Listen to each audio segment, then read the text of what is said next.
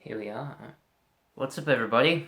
My name is Joe, and this is just going to be a quick overview on who I am and who I... Wait, I already told you who I was. Take two. Just sort of an overview on, my own evolution that has occurred for me, at least as an artist, anyways. Also, I'm going to be using this as my new channel trailer in the future, so if you're new, hi! What's going on? Hope you enjoy. Please don't leave. I have had a huge passion for filmmaking and telling stories for a long time, but it didn't always used to be that way. I had passion for specific works of fiction, but at first, my eye was for acting. But back then I'd say it was more of a desire for attention than anything else. Being as much of an outsider as I was back then, and arguably still am today, I'd look at comedic actors like Jim Carrey, for example, and say, I want people to think I'm as funny as that guy. I also used to spend a good portion of my time as a young chap reenacting movies, entire movies, just to get to the action scenes.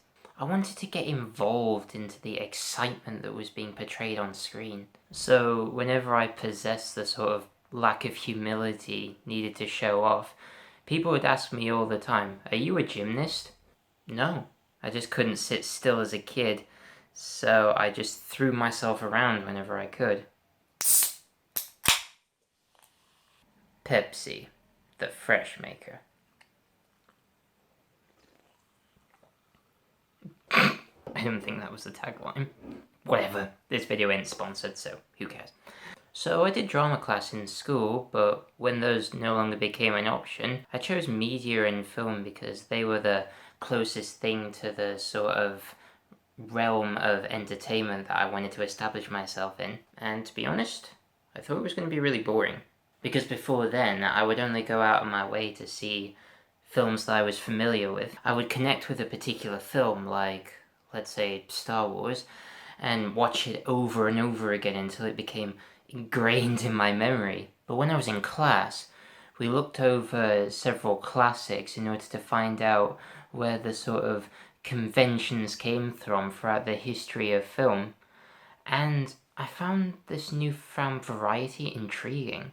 This was around the same time I was delving more into YouTube and started watching film reviews and video essays that not only poked fun of bad films with a sort of sense of humour that helped develop my own over time, but also drew attention to more good movies that I could watch and be inspired by. So in a short time span, I went from only viewing what I was familiar with to, like now, where I'm trying to view whatever I can, no matter how weird it is. In fact, the more weird something is, the more likely I am to enjoy it. Gee, I wonder why that is. Ha! At first this led me to believe that I wanted to become a film reviewer, but then I thought to myself, if I can figure out what makes film good and what makes film bad, then why not apply that to my own stories? It wasn't really something I ever thought I could do until I started experimenting with my own films in school and in college. But I couldn't really start doing this until I discovered my own unique voice. I'll be honest, ever since I started secondary school, I've been really confused and hurt the majority of the time, which has, lessened in the years since, over time. But that's to be expected when you get older, isn't it? Because when you start listening to people who are really smart and experienced, you find yourself getting more of a grasp of your own individual views and perceptions, rather than just, subscribing to what somebody else says or falling into the popular consensus. Communication is something that I've always struggled with. Maybe that's why I still don't have any friends. But film is a form of communication. For me, it's an opportunity to truly share with people how I see things, while also simultaneously entertaining them. And you can do that by looking at all the films or whatever pieces of media that have, inspired you the most on your own journey, and just think to yourself, what is it about this thing that is connecting with me? And more importantly, how is it connecting with me? So you can replicate that and sort of bring that all together for your own story, while also just putting your own little stamp on it, something that makes it uniquely yours. And if you can do that and get that out there, then you know that there's someone who's going to watch that and get some sort of positive effect from it. And whether you entertain them or you provoke them in some way, either way, you realize that you've actually affected their lives somehow. And that's a really awesome thought to have. That's why I do this, yo! Yeah! Ow. With that said though, I don't want any of you to go away from this video thinking that you have to have everything figured out, if you want to say anything worthwhile or you want to do anything worthwhile, because you'll never get anywhere. You still have so much to learn, and I certainly still have much to learn, and that's what this whole process is about, It's an adventure, and I'm really looking forward to it.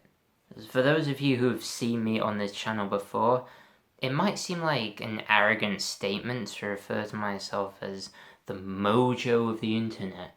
But first of all, it's just a good pun of my name, that's something that you just gotta acknowledge, okay?